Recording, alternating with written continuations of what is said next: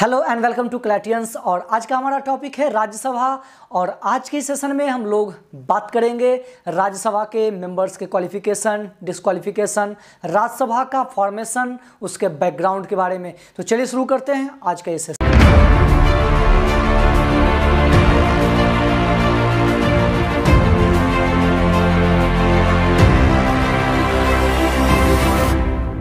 तो सबसे पहले हम लोग बात करेंगे राज्यसभा क्या है, इसको कब इंट्रोड्यूस किया गया, ये सारी चीज़ों को जानेंगे सबसे पहले हम लोग। तो एक्चुअली राज्यसभा यानी कि काउंसिल ऑफ स्टेट, जिसे 23 अगस्त 1954 को अनाउंस किया गया था। राज्यसभा को 23 अगस्त 1954 को अनाउंस किया गया था और राज्यसभा को काउंसिल ऑफ स्टेट भी कहा जाता है।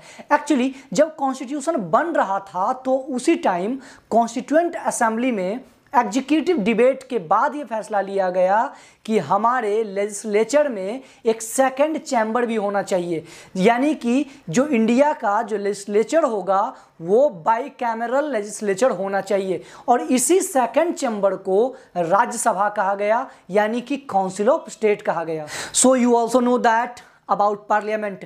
पार्लियामेंट में लोकसभा, राज्यसभा और प्रेसिडेंट, इन तीनों का इन्वॉल्वमेंट होता है और इन्हीं तीनों को मिलाकर हम लोग बोलते हैं parliament.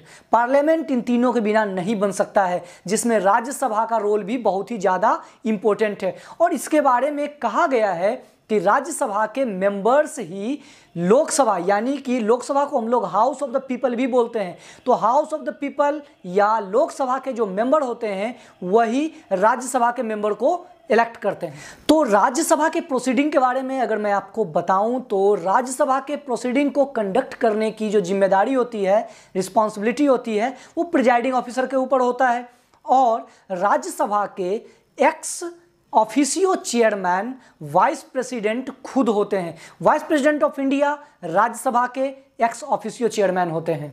So now the most important point is strength of the Rajya Sabha. Rajya Sabha का स्ट्रेंथ क्या है, प्रेजेंट स्ट्रेंथ क्या है और एक्चुअल स्ट्रेंथ क्या है। So according to article 80 of the constitution, Rajya Sabha के सीट का जो टोटल स्ट्रेंथ है वो 250 है। जिस 250 में 12 जो कैंडिडेट होंगे, जो 12 मेंबर होंगे, वो प्रेसिडेंट के द्वारा नॉमिनेटेड होते हैं। और 238 मेंबर्स, जो 12 मेंबर्स के बाद जो 238 मेंबर्स बचते हैं वो स्टेट और यूनियन टेरिटरी से इलेक्ट होकर जाते हैं। सो फाइनली अगर मैं राज्यसभा के प्रेजेंट स्ट्रेंथ की बात करूं तो अभी जस्ट 2 दिन पहले ही राज्यसभा के इलेक्शंस हुए हैं और उसमें चूज किए गए हैं। आप उसके बारे में डिटेल ले लीजिएगा एक बार नेट पे सर्च करके, कौन कौन से लोग जीते हैं। अभी आपको करंट अफेयर्स में ऐसे ही पता ही होगा। सो अगर प्रेजेंट स्ट्रेंथ की अगर मैं बात करूं राज्यसभा के, तो टोटल स्ट्रेंथ प्रेजेंट में 245 है, यानी कि टोटल 245 मेंबर्स राज्यसभा में हैं, जिसमें 233 जो मेंबर्स हैं वो स्टेट और यूनियन टेरिटरी से इलेक्ट होकर आए हैं और 12 मेंबर को प्रेसिडेंट ने नॉमिनेट किया है। और ये जो नॉमिनेशन का प्रोसीजर होता है प्रेसिडेंट का, वो literature, science, arts, social science से रिलेटेड जो पर्सन होते हैं उनको प्रेसिडेंट चूज करते हैं, इसके लिए नॉमिनेट करते हैं। So now the point is allocation of seat. तो एलोकेशन ऑफ सीट की अगर मैं बात करूं राज्यसभा की, तो शेड्यूल 4 में, कॉन्स्टिट्यूशन के शेड्यूल 4 में इसके एलोकेशन की बात की गई है। और एलोकेशन के लिए राज्यसभा के जो सीट्स हैं उसके एलोकेशन के लिए जो क्राइटेरिया डिसाइड किया गया वो डिसाइड किया गया स्टेट का पॉपुलेशन, यानी कि स्टेट या यूनियन टेरिटरी के पॉपुलेशन के बेसिस पे राज्यसभा के सीट्स डिसाइड किए गए हैं कि किस स्टेट या किस यूनियन टेरिटरी से कितने सीट होंगे। And also according to schedule 4 of the Indian constitution ये भी कहा गया है कि अगर किसी नए यूनियन टेरिटरी या स्टेट का फॉर्मेशन होता है तो उसके बेसिस पे जो सीट्स हैं राज्यसभा के वो चेंज हो सकते हैं। सो अब मैटर क्रिएट होता है कि एलिजिबिलिटी क्या है, राज्यसभा के मेंबर कौन बन सकते हैं और कौन नहीं बन सकते हैं। तो मैटर ये है एलिजिबिलिटी की, तो राज्यसभा के मेंबर्स के लिए जो एलिजिबिलिटी है वो आर्टिकल 84 डिसाइड करता है। अकॉर्डिंग टू आर्टिकल 84 वही राज्यसभा का मेंबर हो सकता है जो इंडियन सिटीजन हो, must be a citizen of India and also come से कम उसकी एज 30 ईयर्स होना चाहिए। 30 ईयर्स या मोर देन 30 ईयर्स का एज होगा तो वो राज्यसभा के मेंबर होने के लिए वो एलिजिबल हो जा सकता है। सो फाइनली एलिजिबिलिटी से या क्वालिफिकेशन से भी ज़्यादा इंपॉर्टेंट होता है डिस्क्वालिफिकेशन। एलिजिबिलिटी में बहुत ज़्यादा पॉइंट नहीं है, बट डिस्क्वालिफिकेशन के कुछ पॉइंट इंपॉर्टेंट है जिसको आपको जानना चाहिए। सो डिस्क्वालिफिकेशन की अगर मैं बात करूँ या ग्राउंड की अगर मैं बात करूँ कि किस बेसिस पे या किस ग्राउंड पे डिस्क्वालीफाई किया जा सकता है मेंबर ऑफ राज्यसभा को, तो वो जो प्रोसीजर है वो इंडियन कॉन्स्टिट्यूशन के आर्टिकल 102 डिसाइड करता है।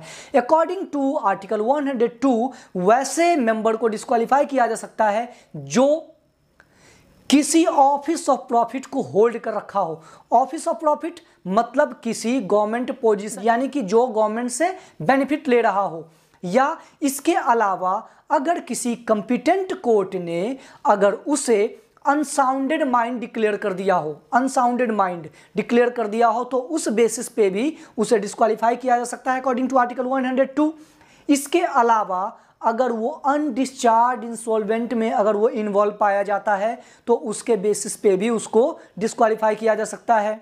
और इतना ही नहीं, आपको पता है मैंने एलिजिबिलिटी में बताया कि उसका इंडियन सिटीजन होना जरूरी है। तो अगर कोई मेंबर बाद में पता चलता है कि वो अगर इंडियन सिटीजन नहीं है तो उसके लिए भी उसको रिमूव किया जा सकता है, डिस्क्वालीफाई किया जा सकता है। और साथ ही साथ अगर कोई मेंबर जिस समय वो उसका मेंबर बना हो उस समय वो इंडियन सिटीजन हो, लेकिन बाद में वो अपना इंडियन सिटीजनशिप छोड़कर वो किसी दूसरे स्टेट या कंट्री का सिटीजन हो गया हो, तो इसके बेसिस पे भी उसे डिस्क्वालीफाई किया जा सकता है राज्यसभा से।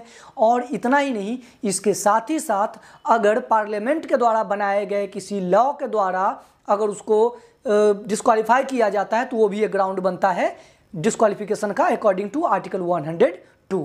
सो फाइनली राज्यसभा की कंप्लीट इंफॉर्मेशन जिसमें इंट्रोडक्शन मैंने बताया, बैकग्राउंड बताया, फॉर्मेशन बताया, एलिजिबिलिटी और डिस्क्वालिफिकेशन के बारे में भी हमने डिस्कस किया, और किसके क्या पावर्स हैं, ऑफिसियो एक्स ऑफिसियो चेयरमैन कौन हो सकते हैं, प्रिजाइडिंग ऑफिसर के बारे में हमने बताया। और इसके अलावा अगर आपके माइंड में कोई भी क्वेरी अगर आता है राज्यसभा से रिलेटेड तो आप कमेंट बॉक्स में डालिए। और अगर आपने अभी तक इस चैनल को सब्सक्राइब नहीं किया है तो इसे सब्सक्राइब कर लीजिए। और अगर आपको ये वीडियो अच्छा लगा है तो इसे लाइक ज़रूर करें। तो आज के लिए इतना ही, थैंक यू।